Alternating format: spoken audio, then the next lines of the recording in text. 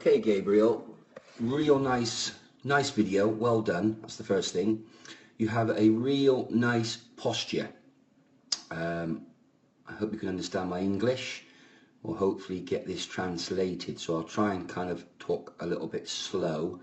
But your first, what I call the first stage, is in the canter kind of position, kind of relaxed but still with your posture on. And this is really nice. You're very natural. You're kind of looking strong but also relaxed. So what we want to see ideally in this first posture is a nice kind of box shape, which you have here. So we're looking at a nice straight flat back. Hasn't got to be completely flat, but it's a lot better if it is. And what we do on these simulators, we kind of are a lot more strict in regards straight back, you know, flat foot and all this sort of stuff. So when you're on the actual horse in real life, you will be that much tighter and you'll look that much better. So that's a real nice posture. You've got a nice, what we call in England, the kind of martini glass, okay, which is coming down to the leg here.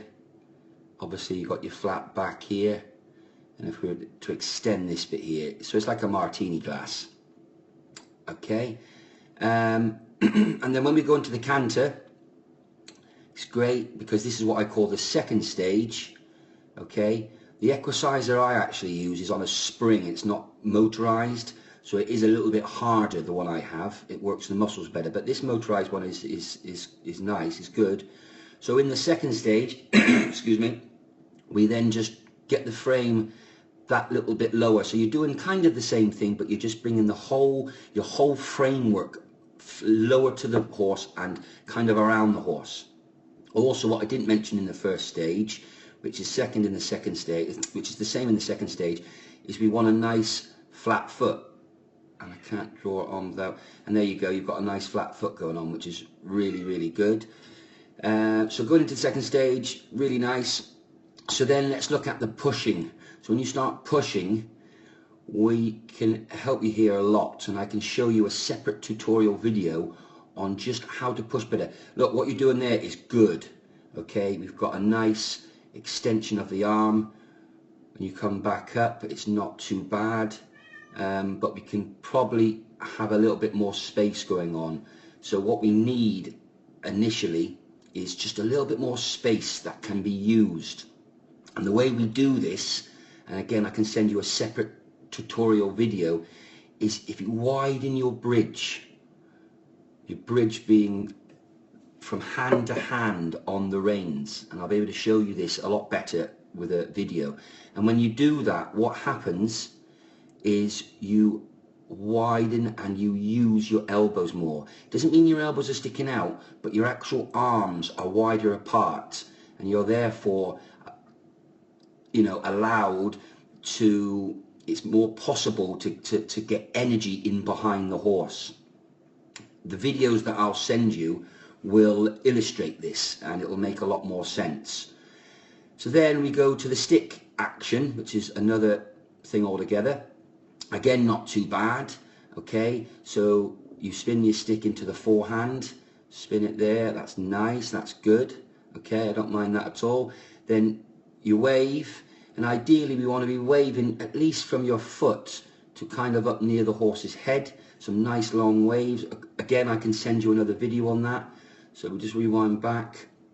So we're waving, so we could just wave up, we could wave a lot longer, as in distance, okay, where you're kind of just doing it kind of here, okay. So we could use your arm and use the whip in a longer motion, okay. So once you do that, you wave, wave, wave, wave, wave. Okay, so you're actually waving it longer here, look, sorry, it's my fault. So you're waving it from here to roughly here, aren't you? So you rewind back, so wave, you spin it, and then you start waving. So from there to there, from there to there. So that's quite good.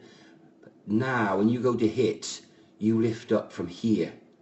So you're waving from here to here, lovely, that's really good. So you are doing it a lot longer than I thought, a lot further than I thought. But when you then go to hit, okay, you come back to this point and you lift up from this point. Ideally, we want to come back to this point, which is a little bit further behind your foot, and then that is what I call the trigger. Then you come up and then you come down and strike. And again, I can show you this on a video. It would be a lot more easier to understand.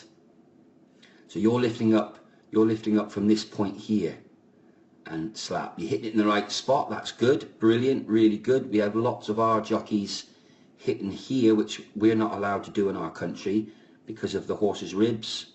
Okay, but yes, we just go back to that. So the waving is very good. You spin your stick into the forehand, you're waving, but you lift up from there. You're lifting up literally from this spot here, where it should be from here, or I think it's easier. It hasn't got to be. And then you lift up, you come round, and there's not a lot of round movement going on.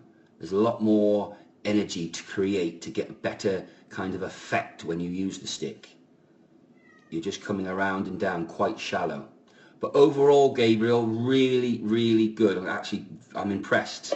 Very nice style. So thanks a lot for sending the video. I will send this to you. Please reply back if you don't understand my English, and if I can add anything else to it, or any questions you might have. Any feedback basically is mega important. You know, mega important for a coach. Need the feedback. And then what I can possibly do, if you want, is send my own tutorial videos on those points that we've covered. Right, great work, Gabriel. Thanks ever so much again. Take care. Bye-bye.